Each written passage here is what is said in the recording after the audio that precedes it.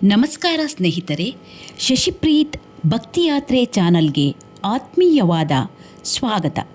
ಇಂದು ನಾವು ಬೆಂಗಳೂರು ಸಮೀಪದಲ್ಲಿರುವ ಪ್ರಸಿದ್ಧ ಪುಣ್ಯಕ್ಷೇತ್ರವಾದ ಚಿಕ್ಕ ತಿರುಪತಿಗೆ ಶ್ರೀ ವೆಂಕಟೇಶ್ವರನ ದರ್ಶನವನ್ನು ಪಡೆಯುವ ಸಲುವಾಗಿ ಬಂದಿದ್ದೇವೆ. ಕೋಲಾರ ಜಿಲ್ಲೆಯ ಮಾಲೂರು ತಾಲೂಕಿನಲ್ಲಿರುವ ಚಿಕ್ಕ ತಿರುಪತಿಯು ಸುಮಾರು 4,000 ವರ್ಷಗಳ ಇತಿಹಾಸ ಹೊಂದಿರುವ ಪ್ರಸಿದ್ಧ ಪುಣ್ಯಕ್ಷೇತ್ರವಾಗಿದೆ.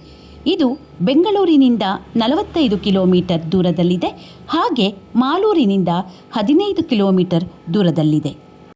ಈ ದೇವಾಲಯವನ್ನು 9ರಿಂದ 13ನೇ ಶತಮಾನದ ಅವಧಿಯಲ್ಲಿ ಆಳಿದ ಚೋಳರ ಕಾಲದಲ್ಲಿ ಜೀರ್ಣೋದ್ಧಾರಗೊಳಿಸಲಾಗಿದೆ ಎಂದು ಇತಿಹಾಸಕಾರರು ಅಭಿಪ್ರಾಯ ಪಡುತ್ತಾರೆ. ಚಿಕ್ಕ ತಿರುಪತಿ ದೇವಾಲಯವು ಪ್ರತಿದಿನ ಬೆಳಗ್ಗೆ 6ರಿಂದ ರಾತ್ರಿ 8ರವರೆಗೂ ಯಾವುದೇ ವಿರಾಮವಿಲ್ಲದೆ ತೆರೆದಿರುತ್ತದೆ. ತಿರುಪತಿಗೆ ತೆರಳಲು ಸಾಧ್ಯವಾಗದ ಭಕ್ತರು ಚಿಕ್ಕ ತಿರುಪತಿಯಲ್ಲಿ ದರ್ಶನ ಪಡೆದು ಹರಕೆ ಸಲ್ಲಿಸುತ್ತಾರೆ.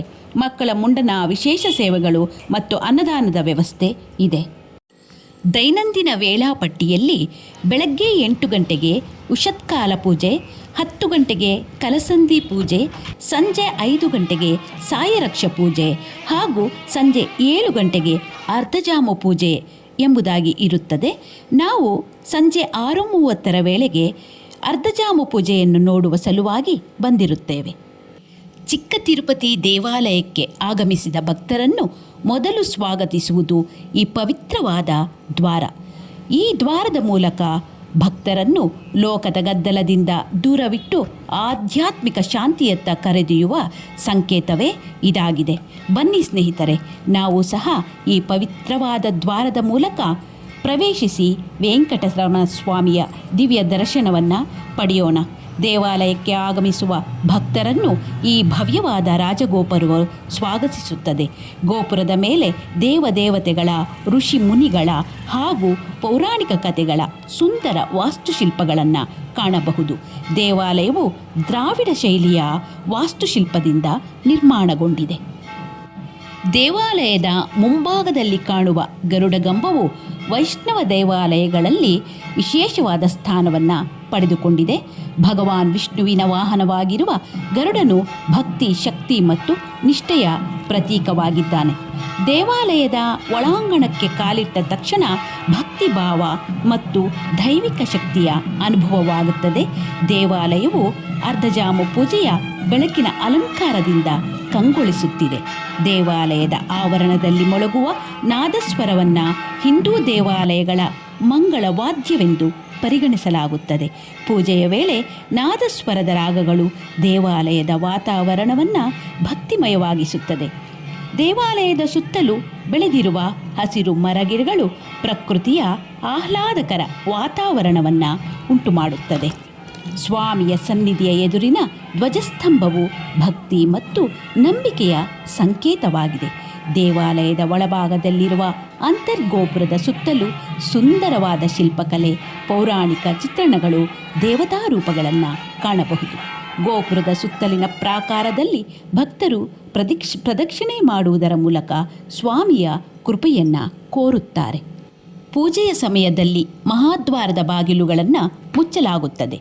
ಈ ವೇಳೆ ಗರ್ಭಗುಡಿಯ ಒಳಗೆ ಅರ್ಚಕರು ಮಾತ್ರ ಪ್ರವೇಶಿಸಿ ಸ್ವಾಮಿಗೆ ವಿಶೇಷ ಪೂಜೆಗಳನ್ನು ನೆರವೇರಿಸುತ್ತಾರೆ.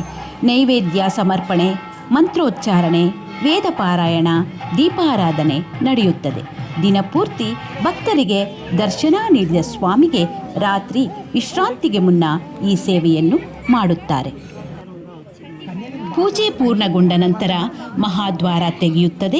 ಈ ಪವಿತ್ರ ಕ್ಷಣಕ್ಕಾಗಿ ಭಕ್ತರು ಭಕ್ತಿಭಾವದಿಂದ ಕಾಯುತ್ತಿರುತ್ತಾರೆ. ಸ್ವಾಮಿಯ ದಿವ್ಯ ಮಂಗಳಾರತಿ ದರ್ಶನ ಪಡೆಯುತ್ತಾರೆ. ಶ್ರೀ ಪ್ರಸನ್ನ ವೆಂಕಟರಮಣ ಸ್ವಾಮಿ ಭಕ್ತರಿಗೆ ಅಭಯ ಮತ್ತು ಆಶೀರ್ವಾದ ನೀಡುವ ದೈವವಾಗಿ ಪೂಜಿಸಲ್ಪಡುತ್ತಾನೆ. ಸ್ವಾಮಿಯ ಬಲಗೈ ಅಭಯ ಮುದ್ರೆಯಲ್ಲಿ ಭಯಪಡಬೇಡ, ನಾನು ನಿನ್ನೊಡನೆ ಇದ್ದೇನೆ ಎಂಬ ಸಂದೇಶವನ್ನು ನೀಡುತ್ತದೆ. ಎಡಗೈ ವರದ ಮುದ್ರೆಯಲ್ಲಿದ್ದು ಭಕ್ತರ ಇಷ್ಟಾರ್ಥಗಳನ್ನು ಪೂರೈಸುವ ಸಂಕೇತವಾಗಿದೆ. ಚಿಕ್ಕ ತಿರುಪತಿಯಲ್ಲಿ ವಿರಾಜಮಾನರಾಗಿರುವ ಸ್ವಾಮಿಯನ್ನು ತಿರುಮಲ ಶ್ರೀನಿವಾಸನ ರೂಪವೆಂದೇ ಭಕ್ತರು ನಂಬುತ್ತಾರೆ. ಆದ್ದರಿಂದ ಸಾವಿರಾರು ಭಕ್ತರು ಈ ಕ್ಷೇತ್ರಕ್ಕೆ ಆಗಮಿಸಿ ಸ್ವಾಮಿಯ ದಿವ್ಯ ದರ್ಶನ ಪಡೆದು ಅಭಯ ಹಾಗೂ ಆಶೀರ್ವಾದವನ್ನು ಕೋರುತ್ತಾರೆ. ದೇವಾಲಯದ ಪೌರಾಣಿಕ ಹಿನ್ನೆಲೆಯನ್ನು ನೋಡುವುದಾದರೆ, ಮಹಾಭಾರತದ ಕಾಲದಲ್ಲಿ ಅಗ್ನಿದೇವನು ನಿರಂತರವಾಗಿ ತುಪ್ಪವನ್ನು ಸ್ವೀಕರಿಸಿದ ಕಾರಣ ತೀವ್ರವಾಗಿ ರೋಗಗ್ರಸ್ತನಾಗುತ್ತಾನೆ. ತನ್ನ ರೋಗ ಮತ್ತು ತಕ್ಷಕನ ಶಾಪದಿಂದ ಮುಕ್ತಿ ಪಡೆಯಲು ಅಗ್ನಿದೇವನು ಈ ಸ್ಥಳದಲ್ಲಿ ವಿಷ್ಣುವನ್ನು ಕುರಿತು ತಪಸ್ಸು ಮಾಡುತ್ತಾನೆ. ಅಗ್ನಿಯ ತಪಸ್ಸಿಗೆ ಮೆಚ್ಚಿ ವಿಷ್ಣುವು ಪ್ರಸನ್ನ ವೆಂಕಟೇಶ್ವರ ಸ್ವಾಮಿಯಾಗಿ ದರ್ಶನ ನೀಡಿ ಅವನ ಶಾಪವನ್ನು ನಿವಾರಿಸುತ್ತಾನೆ. ಅಗ್ನಿಯೇ ಸ್ವತಃ ಇಲ್ಲಿ ವೆಂಕಟೇಶ್ವರನ ಮೂರ್ತಿಯನ್ನು ಪ್ರತಿಷ್ಠಾಪಿಸಿ ಪೂಜಿಸಿದನೆಂಬ ನಂಬಿಕೆ ಇದೆ. ಸ್ನೇಹಿತರೆ, ನಿಮ್ಮೆಲ್ಲರಿಗೂ ಸಹ ಈ ಸ್ವಾಮಿಯ ದರ್ಶನ ಭಾಗ್ಯವು ಕರುಣಿಸಲಿ ಎಂದು ಕೋರುತ್ತಾ, ನಾನು ಪ್ರಥಮವಾಗಿ ಪ್ರಾರಂಭಿಸಿರುವ ಈ ಶಶಿಪ್ರೀತ್ ಭಕ್ತಿಯಾತ್ರೆ ಚಾನಲ್ನ ಮೊದಲ ವಿಡಿಯೋ ಇದಾಗಿರುತ್ತದೆ. ಆದ ಕಾರಣ ತಾವೆಲ್ಲರೂ ಸಂಪೂರ್ಣವಾಗಿ ಈ ಚಾನಲನ್ನು ನೋಡಿ ಸಬ್ಸ್ಕ್ರೈಬ್ ಮಾಡಿ, ಶೇರ್ ಮಾಡಿ, ಕಾಮೆಂಟ್ ಮಾಡಿ, ಲೈಕ್ ಮಾಡೋದನ್ನು ಖಂಡಿತವಾಗ್ಲೂ ಮರಿಬೇಡಿ ಅಂತ ಹೇಳ್ತಾ, ಓಂ ನಮೋ ನಾರಾಯಣೇಯ.